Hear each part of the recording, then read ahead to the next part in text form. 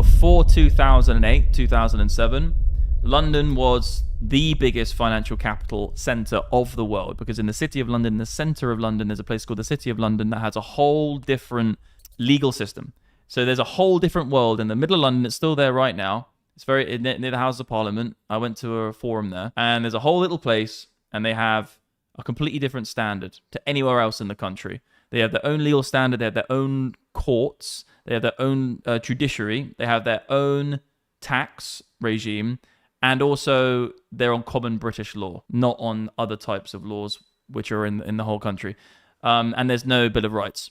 So this is crazy. This is in the middle of London, and this is where all of the biggest financial institutions were, because they could essentially have more control over fraud cases, going through their own court systems to prosecute people who committed bad crimes. Because at the end of the day, the banking system is so integral now to the system that we live in the world, is that there is a whole new set of rules. Because if something happens to the financial system, then actually everyone else in this scenario we're in, this is before Bitcoin. Do you remember? Like, this is before Bitcoin. Bitcoin isn't even created yet, so there's no alternative except this banking system and gold.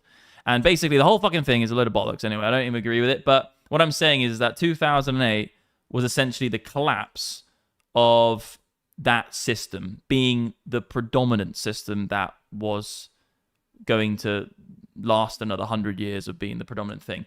That moment was a complete collapse within the central banking world, central banks and private banks, with mortgage and debt and all that kind of shit. We saw the credit crunch and the big collapse. And now, roll on 20 years, a bit less actually. Now we have lots of other different types of instruments we can use. We have crypto, we have Bitcoin, even other derivatives of gold.